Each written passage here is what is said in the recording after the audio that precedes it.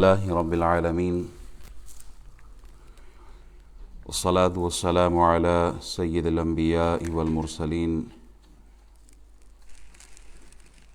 اما بعد فاعوذ باللہ من الشیطان اللعین الرجیم المردود بسم اللہ الرحمن الرحیم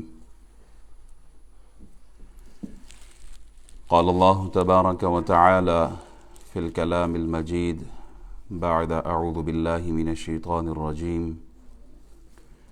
بسم الله الرحمن الرحيم إن الله وملائكته يصلون على النبي يا أيها الذين آمنوا صلوا عليه وسلموا تسليما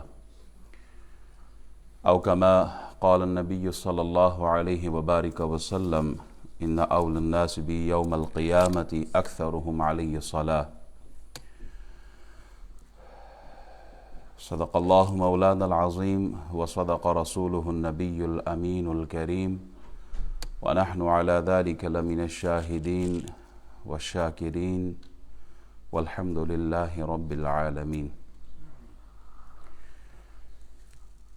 تمام تعریفیں، حمد، ثنا، تسبیح، تحلیل، تقدیس، تمجید، بڑائی، کبریائی، بزرگی اللہ جل وعلا کے لیے ہے، جو ہم سب کا خالق ہے، مالک ہے، رازق ہے. درود سلام بے حد بے حساب بے شمار لا تعداد اس ہستی پر جو ہم سب کے آقا و مولا ہیں، امام الانبیاء ہیں، رحمت للعالمین، شفیع المذنبین، خاتم النبیین ہے. اللہ کریم کے حضور دعا گو ہوں، مالک و مولا ہمارا اول وقت میں آنا، بیٹھنا، سننا، سنانا اپنی بارگاہ میں قبول اور منظور فرمائے. احباب، ہم اللہ کا شکر ادا کرتے ہیں کہ خالق نے ہمیں مخلوق میں اشرف المخلوقات بنایا، ہمیں انسان بنایا. فرشتے بھی اللہ کی مخلوق ہے، لیکن جو کرامت کا، عزت کا، شرف کا، مقام کا، مرتبے کا، شان و شوکت کا تاج جو ہے وہ اللہ نے وَلَقَدْ كَرَّمْنَا بَنِي آدم، اللہ نے حضرت انسان کو عطا فرمایا. اللہ نے ہمیں انسان بنایا، انسانوں میں مسلمان بنایا. ہم کلمہ گو مسلمان کے گھر پیدا ہوئے، اس میں ہمارا کوئی کمال نہیں ہے، یہ فقط رب کا کرم ہے کہ اس نے مسلمانوں کے گھرانے میں پیدا کیا. ماں جب لوری دیتی تھی تو کلمے کا ہی، درود کا ہی ذکر کرا کے ہمیں سلاتی تھی. یہ اللہ کا کرم ہے. اور پھر امتیں آدم علیہ السلام سے لے کر عیسیٰ علیہ السلام تک آتی رہی ہیں، لیکن اللہ کا اتنا بڑا فضل اس امت میں ہمیں پیدا کیا جس میں آنے کے لیے جناب موسیٰ نے دعائیں مانگی ہیں. اللہ نے ہمیں اس امت میں پیدا کیا جس میں آنے کے لیے نبیوں کی دعائیں موجود ہیں. اور پھر اس امت میں بھی کئی طرح کی بولیاں ہم سنتے ہیں. ہمیں اس جماعت میں اللہ نے رکھا ہے کہ جو حضور کے غلام ہے، جو حضور علیہ السلام کے غلام ہے، جو اہل حق ہے، جو اہل سنت ہے. سیدنا امام زین العابدین رضی اللہ تعالیٰ عنہ سے پوچھا گیا کہ قرب قیامت میں حضور علیہ السلام کے فرمان کے مطابق چونکہ امت تقسیم ہوگی، 73 فرقوں میں بٹ جائے گی، تو اس وقت حق کو پہچاننے کا، حق کو کس طرح پہچانا جائے، حق کے پہچاننے کا پیمانہ کیا ہے، نشانی کیا ہے. تو امام زین العابدین نے فرمایا حق کو پہچاننے کا ان کی نشانی یہ ہے کہ وہ اہل سنت و جماعت ہوں گے. کہا اہل سنت و جماعت کے اندر بھی کئی طرح کے لوگ ہوں گے، وہ کلیم کریں گے کہ ہم اہل سنت ہیں، ہم سنی ہیں، ہم یہ ٹائٹل رکھتے ہیں. تو پھر ان کی پہچان کیسے ہوگی؟ تو فرمایا من علامات اہل سنہ کثرت الصلاۃ علی رسول اللہ، اہل سنت کی پہچان یہ ہوگی کہ وہ کثرت سے رسول اللہ پہ درود و سلام پڑھتے ہوں گے۔ اہل سنت کی نشانی کیا ہے کہ یہ ہر وقت رسول اللہ پر درود و سلام پڑھتے ہیں، اور حضور علیہ الصلاۃ والسلام کی محبت کی بولی بولتے ہیں۔ من احب شیئا اکثر ذکرہ، جو جس سے محبت کرتا ہے اکثر اسی کا ہی ذکر کرتا ہے۔ ہم اہل سنت و جماعت الحمدللہ اللہ کا ذکر کرتے ہیں اور اللہ کے محبوب محمد الرسول اللہ کا ذکر کرتے ہیں۔ ہمیشہ مدحت خیر الانام میں گزرے، دعا ہے عمر درود و سلام میں گزرے۔ یہ ہر عاشق کی صدا ہے، ہر عاشق کلمہ گو مسلمان کی دعا ہے۔ دیکھیں، بادشاہ کا کوئی مہمان آئے نا، کوئی خاص دوست آئے، تو وہ رعایا کو کہتا ہے کہ میرے دوست کی تعظیم کرنا، اور کوئی زیادہ خاص دوست آ جائے تو پھر ارکان سلطنت کو بھی کہتا ہے، وزیر مشیر آگے پیچھے جو کیبنٹ میں ہوتے ہیں ان کو کہتے ہیں کہ ان کا استقبال بھی کرو اور ان کی تعظیم بھی کرو۔ تو آپ دیکھتے ہوں گے جب کوئی خاص صدر آتا ہے، وزیر آتا ہے کسی دوسرے ملک کا، تو پھر کیبنٹ کے لوگ جا کے ویلکم کرتے ہیں۔ وہ بہت ہی زیادہ خاص آدمی آتا ہے تو بادشاہ خود تعظیماً کھڑا ہو جاتا ہے، یہ اس کی انتہا ہے۔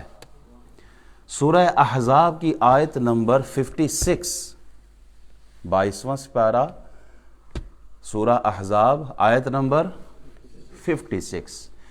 اب یہ جو میں نے بادشاہ کی جو تمہید باندھی صرف سمجھانے کے لیے ہے اس آیت کو۔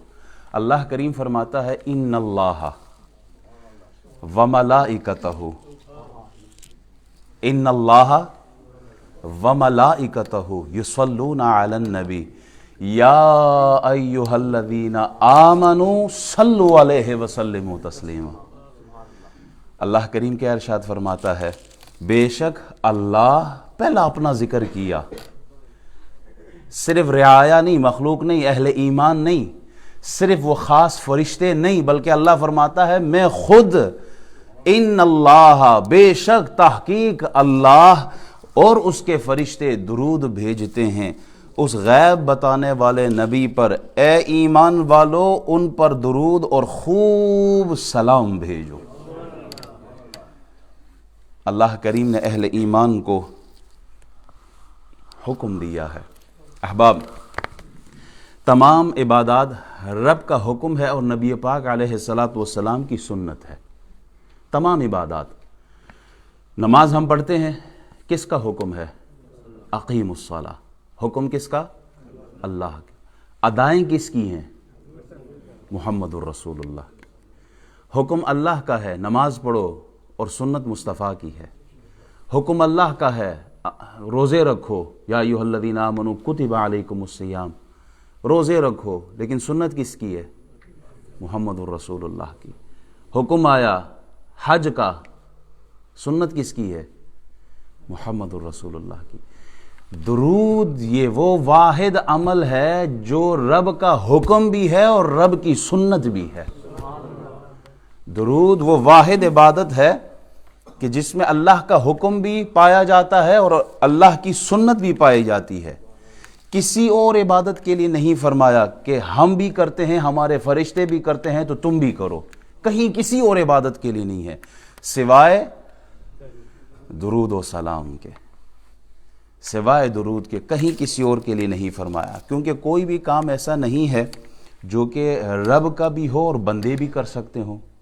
کوئی بھی کام ایسا نہیں ہے کہ رب کرے اور وہ کام ہم بھی کریں، کیونکہ بندے رب کے کام نہیں کر سکتے۔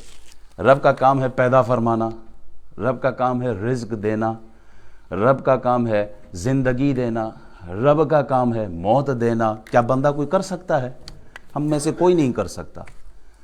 اور جو مخلوق کا کام ہے، خالق، رب، رازق، اللہ، وہ اس سے بہت اوپر ہے، اس کی ذات کے لیے یہ زیبا نہیں ہے، وہ کسی کی عبادت نہیں کرتا۔ مخلوق جو ہے وہ اطاعت کرتی ہے، مخلوق نبیوں کی اتباع میں ہے، مخلوق عبادت میں ہے، مخلوق سجدہ کرتی ہے، اللہ کے لیے یہ نہیں ہے۔ فقط درود کے لیے آیا ہے کہ یہ کام اللہ بھی کرتا ہے، فرشتے بھی کرتے ہیں، اے مخلوق تم بھی کرو۔ احباب، عمل ایک ہے، یہ جو فعل ہے نا درود کا بھیجنا، یہ ایک ہے، اور فاعل کتنے ہیں، کرنے والے کتنے ہیں؟ 3 ہیں۔ درود بھیجو، یہ بھیجنا درود کا ایک فعل ہے، کام ہے، اور اس کے کرنے والے 3 ہیں، لیکن ہر ایک کے لیے مفہوم الگ الگ ہے۔ اللہ جب درود بھیجتا ہے تو اس کے معنی کیا ہے؟ اللہ تعالی لا تعداد فرشتوں میں اپنے حبیب کا ذکر کرتا ہے، اپنے حبیب کی صفات بیان کرتا ہے، اپنے حبیب کا ذکر کر کے نبی علیہ السلام پر درود بھیجتا ہے۔ بخاری شریف میں حضرت ابو عالیہ سے منقول ہے کہ فَهِيَ مِنْهُ عَزَّ وَجَلَّ ثَنَاؤُهُ عِنْدَ الْمَلَائِكَةِ وَتَعْظِيمُهُ، کہ اللہ کی طرف سے حضور علیہ السلام کی صلاۃ فرشتوں کی محفل میں آپ کی تعریف اور تعظیم کا ذکر کرنا ہے۔ اللہ اپنی شان کے مطابق نبی علیہ السلام پر رحمت نازل فرماتا ہے۔ جب صلاۃ کا مفہوم فرشتوں کی طرف ہوگا، فرشتوں کی طرف نسبت ہوگی، تو اس سے یہ کیا معنی ہے؟ فرمایا اس کا مفہوم یہ ہے کہ اللہ کی نورانی مخلوق فرشتے اللہ کے محبوب کے درجات کی مزید بلندی اور ان کے مقامات کی مزید رفعت کے لیے ہر وقت دعا کرتے رہتے ہیں۔ فرشتے حضور کی رفعت، مقام، مرتبہ، شان، عزت، وقار، اللہ ان کو اور بڑھا دے، اللہ ان کو اور مزید برکتیں عطا فرما، رحمتیں عطا فرما، یہ فرشتوں کی طرف صلاۃ کا مفہوم ہے۔ فرشتے رحمت کی دعا مانگتے ہیں اللہ سے اور رحمت اتارتے ہیں۔ ہر روز صبح اور شام 70 ہزار فرشتے حضور کے دربار گوہر میں آتے ہیں۔ جو ایک بار آیا فرشتہ پلٹ کے واپس نہیں آتا، اور یہ سلسلہ صبح قیامت تک جاری رہتا ہے۔ 70 ہزار فرشتہ آتا ہے حضور کے قبر انور پر، اور آپ علیہ السلام روز قیامت بھی 70 ہزار فرشتوں کے جلوس میں اٹھائے جائیں گے۔ اللہ اکبر۔ صلاۃ کی نسبت اگر اہل ایمان کی طرف ہو تو پھر معنی ہوں گے کہ اہل ایمان نبی علیہ السلام کے لیے اللہ تعالی سے رحمتیں مانگے اور آپ پر سلام کہیں، یعنی سلامتی کی دعا کریں۔ اب جیسے ہم کہتے ہیں نا کہ اللہم صلی علی محمد وعلی آل محمد، تو اس کے معنی کیا ہے؟ اے اللہ محمد صلی اللہ علیہ وسلم پر اور آپ کی آل پر رحمتیں نازل فرما۔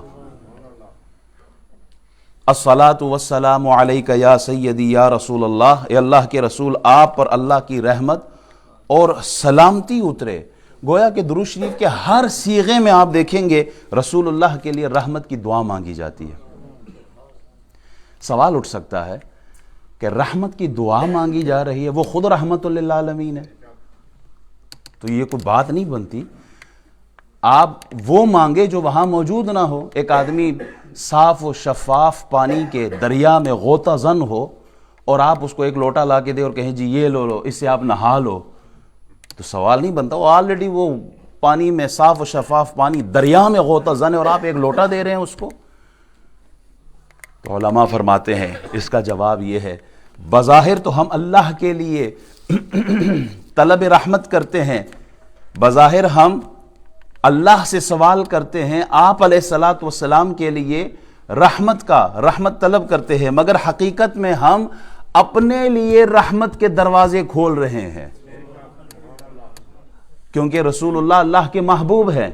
ہم اللہ سے حضور کے لیے رحمت مانگتے ہیں، اللہ کا دریائے رحمت جوش میں ہوتا ہے، وہ برساتا ہے۔ ہم اللہ سے حضور کے لیے رحمت مانگتے ہیں، اللہ ان کے صدقے کچھ چھینٹے ہمیں بھی عطا فرما دیتا ہے۔ حضور علیہ السلام فرماتے ہیں من صلی علی واحدۃ صلی اللہ 10 صلاۃ وحطت عنہ 10 خطیئۃ ورفعت له 10 درجات۔ نبی علیہ السلام فرماتے ہیں جس نے مجھ پر ایک بار درود شریف پڑھا اللہ اس پر 10 رحمتیں نازل فرماتا ہے، 10 گناہ معاف کر دیتا ہے اور 10 درجے اس کے بلند کر دیتا ہے۔ صحابی رسول ہے حضرت ابی بن کعب رضی اللہ تعالیٰ عنہ حضور سے عرض کرتے ہیں یا رسول اللہ دیگر فرائض و واجبات کے بعد جب وقت ہوتا ہے میرے پاس تو میں ورد پڑھتا ہوں، وظیفے پڑھتا ہوں، ذکر اذکار کرتا ہوں، تو میں یہ اس کو کس طرح ڈیوائیڈ کروں؟ میں ایسا کرتا ہوں کہ چلو 3 حصے میں ورد وظیفے پڑھ لیتا ہوں، ایک حصہ میں درود کے لیے رکھ دیتا ہوں۔ حضور ٹھیک ہے؟ حضور فرماتے ہیں بہتر ہے جتنا چاہو کرو، لیکن بہتر ہے کہ تم درود میں اضافہ کرو۔ کہتے ہیں یا رسول اللہ آج کے بعد نا میں پھر ایسا کروں گا کہ ہاف کر دوں گا، 2 حصے ورد وظیفے، 2 حصے درود شریف کے لیے۔ حضور نے فرمایا جتنا چاہو، مگر بہتر ہے کہ درود میں اضافہ کرو۔ کہتے ہیں یا رسول اللہ 3 حصے درود، 1 حصہ باقی وظیفے۔ حضور فرماتے ہیں بہتر ہے مگر درود میں اضافہ کرو۔ عرض کرتے ہیں یا رسول اللہ اب جو فرائض ہیں، واجبات ہیں، دیگر جو عبادات ہیں، ان سے فارغ ہو کے میں سارا کا سارا وقت درود شریف ہی پڑھتا رہوں۔ نبی علیہ السلام نے ارشاد فرمایا اذا یکفی ہمک ویکفر لک ذنبک، فرماتے ہیں تو یہ درود تمہارے سارے رنج اور غم کو کافی ہے، یعنی وہ دور کر دے گا غموں کو، اور ویکفر لک ذنبک، اور تمہارے سارے گناہوں کو مٹا دے گا۔ درود پڑھنا رسول اللہ صلی اللہ علیہ وسلم کو اس کی حاجت نہیں ہے۔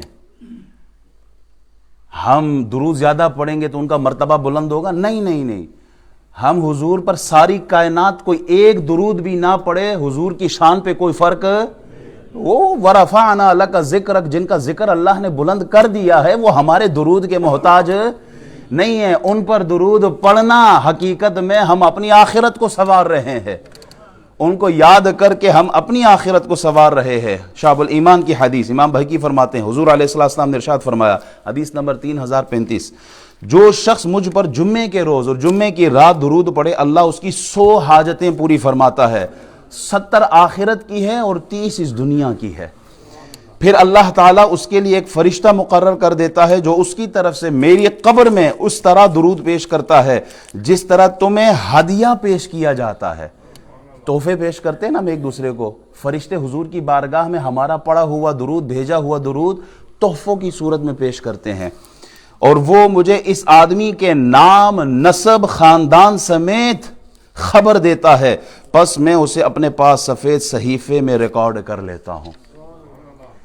جو آدمی درود شریف پڑھتا ہے اس کا نہیں، اس کے باپ کا نام بھی، اس کے خاندان کا ذکر بھی رسول اللہ کی بارگاہ میں ہوتا ہے۔ کون ہے جو ہم میں سے یہ چاہتا ہے کہ میرا ذکر اس دربار میں ہو؟ کتنا خوش نصیب انسان ہوگا وہ جس کا ذکر رسول اللہ کے سامنے کیا جائے، جس کے باپ کا نام پکارا جائے۔ واحد عمل ہے وہ کیا؟ الصلاۃ والسلام علیک یا سیدی یا رسول اللہ۔ علامہ سخاوی رحمۃ اللہ علیہ نے عبداللہ بن عمر رضی اللہ تعالیٰ عنہما کی ایک روایت نقل کی ہے، فرماتے ہیں قیامت کے دن جناب آدم علیہ السلام عرش کے سائے میں جلوہ افروز ہوں گے، اور آپ ملاحظہ کر رہے ہوں گے کہ ان کی اولاد میں فرشتے کن کو جنت کی طرف لے جا رہے ہیں، کن کو جہنم کی طرف لے کے جا رہے ہیں۔ آپ کی نظر پڑے گی اس امت کے ایک فرد پر جسے فرشتے جہنم کی طرف لے جا رہے ہوں گے، تو جناب آدم علیہ السلام حضرت محمد الرسول اللہ صلی اللہ علیہ وبارک وسلم کو مطلع فرمائیں گے، ان کو اطلاع دیں گے، خبر دیں گے کہ آپ کے امتی کو جہنم کی طرف لے جایا جا رہا ہے۔ حضور سید عالم صلی اللہ علیہ وسلم بے چین ہو جائیں گے، بے قرار ہو جائیں گے۔ وہ جس کے لیے رسول اللہ صلی اللہ علیہ وسلم راتوں کو جاگ جاگ کر جنت کی دعائیں مانگ رہے تھے، وہ جن کے لیے بدر اور احد اور طائف میں جا کر دعائیں مانگی ہے، وہ جن کے لیے راتوں کو جاگ کر تہجد کے سجدوں میں اللہ سے مانگا، وہ جو لامقام میں جا کر بھی جن کو نہ بھولے، وہ آدمی اب جہنم کی طرف جا رہا ہے۔ حضور بے قرار ہو جاتے ہیں، حضور دوڑ کے جاتے ہیں، فرشتوں کو کہتے ہیں ان کا دوبارہ وزن کرو اعمال کا۔ تو فرشتے، جو قرآن بھی کہتا ہے لا یعصون اللہ ما امرہم ویفعلون ما یؤمرون، اللہ جو حکم دیتا ہے فرشتے اس سے آگے پیچھے نہیں ہوتے۔ فرشتے عرض کرتے ہیں اللہ کا حکم ہے، ہم تو اللہ کی حکم کی فرما برداری میں ہے۔ تو نبی علیہ السلام ایک روایت کے مطابق حضور اپنی داڑھی مبارک پکڑ کے آسمان کی طرف دیکھتے ہیں، اور آپ علیہ السلام فرماتے ہیں یا ربی الیس قد وعدتنی اللہ تحزینی فی امتی، اے اللہ، اے میرے رب، کیا تو نے مجھ سے یہ وعدہ نہیں فرمایا مجھے میری امت کے بارے میں رسوا نہیں فرمائے گا؟ اللہ تو نے یہ نہیں کہا تھا؟ اللہ فوراً فرشتوں کو ارشاد فرمایا گیا فرشتوں محمد کی اطاعت کرو، جیسے وہ کہتے ہیں وہ ویسے کرو۔ حضور واپس لے کے آئیں گے اپنے امتی کو، کہاں پر؟ میزان پر لے کے آئیں گے. دوبارہ تولو اعمال کو، اعمال دوبارہ تولے جائیں گے. رسول اللہ صلی اللہ علیہ وسلم ایک چٹھی نکالیں گے، وہ ایک چھوٹا سا سفید سا ٹکڑا ہوگا کاغذ کا، وہ اٹھا کے نیکیوں کے پلڑے میں رکھ دیں گے. جیسے ہی نیکیوں کے پلڑے میں رکھیں گے نیکیاں زیادہ ہو جائیں گی، خوشخبری سنائی جائے گی، پہلے جہنم کی طرف تھا اب جنت کا مسافر بن گیا ہے. اس کی خوشی کی انتہا، حضور جا رہے ہوں گے، وہ دوڑتے ہوئے جائیں گے، اے عظیم ہستی، اے کرم کرنے والے، اے خوبصورت، اے خوبصیرت ہستی، ذرا اپنا تعارف تو کرواؤ، یہ مجھ پہ اتنا بڑا کرم، اور یہ جو چٹھی رکھی تھی یہ کیا تھی؟ کچھ دیر پہلے تو معاملہ کچھ اور تھا، اب اس چٹھی کے رکھنے سے معاملہ کچھ اور ہو گیا، آپ کون ہو؟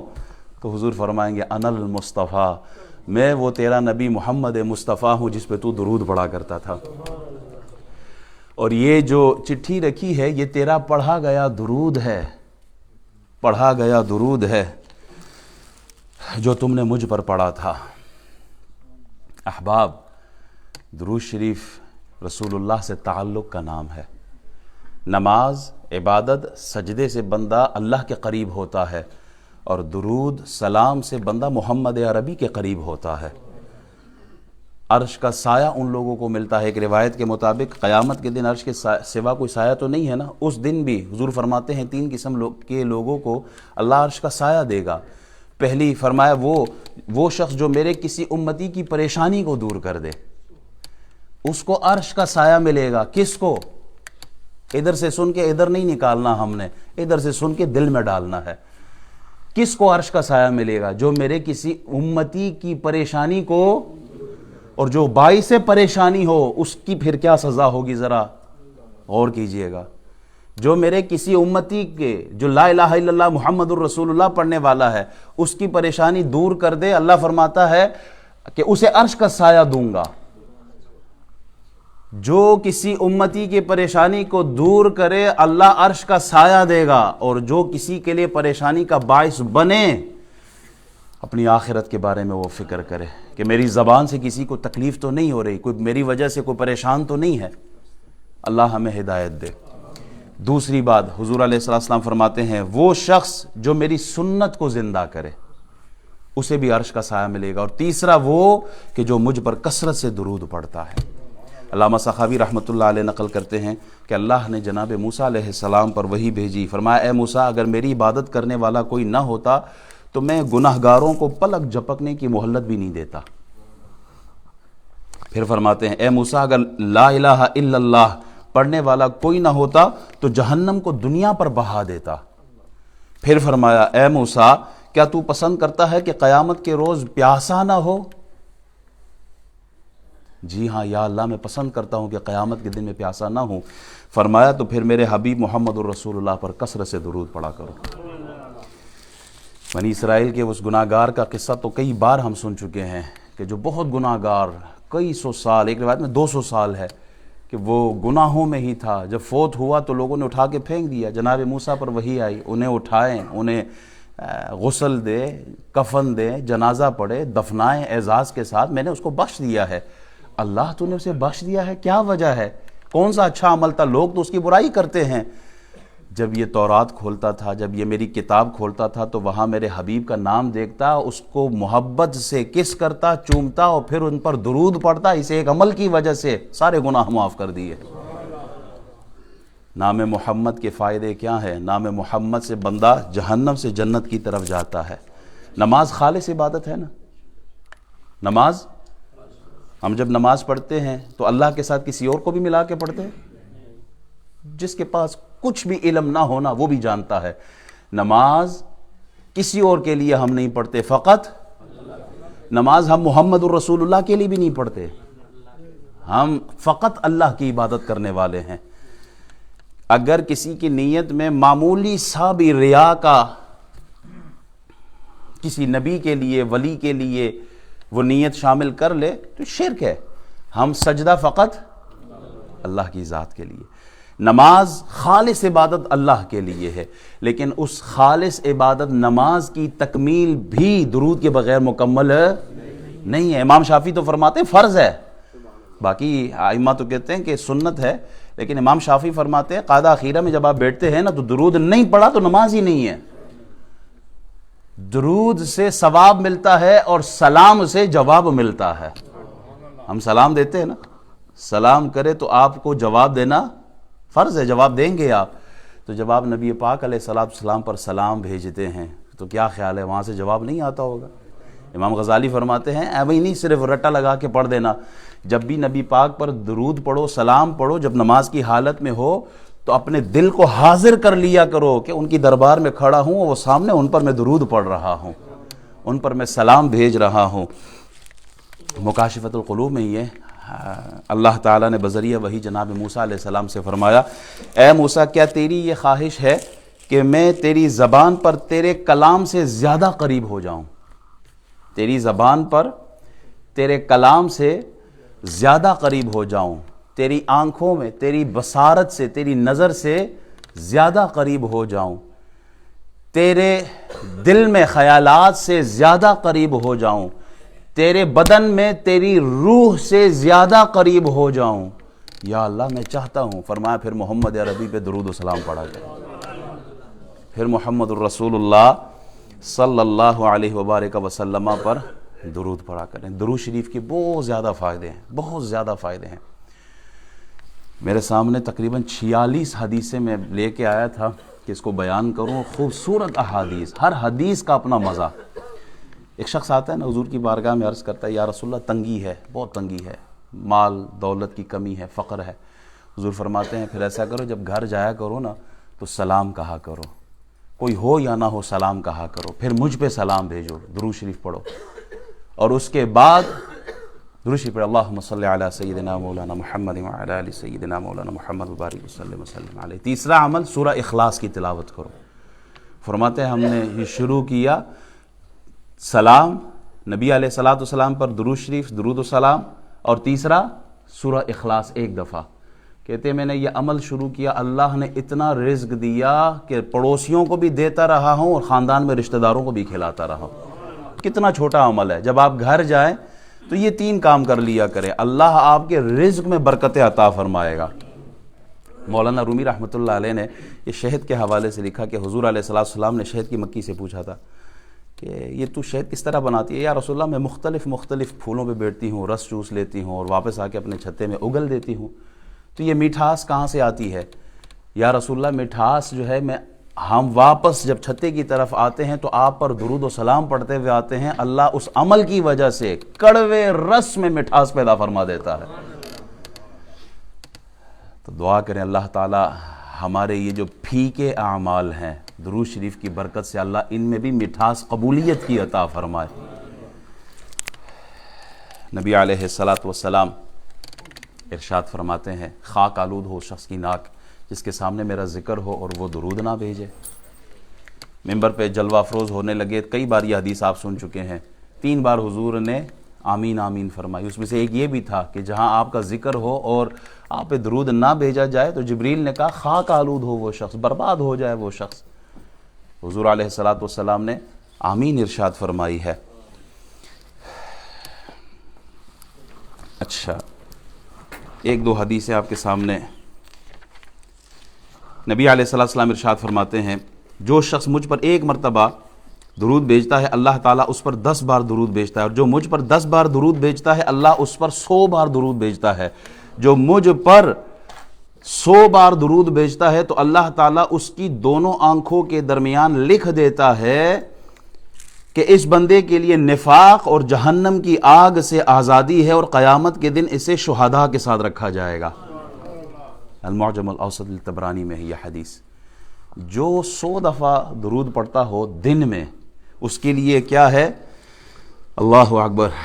ومن صلى علي 100 كتب الله بين عينيه براءة من النفاق وبراءة من النار وأسكنه الله يوم القيامة مع الشهداء. اسے نفاق سے اور جہنم کی آگ سے آزادی ملتی ہے اور روز قیامت وہ شہیدوں میں اٹھایا جائے گا.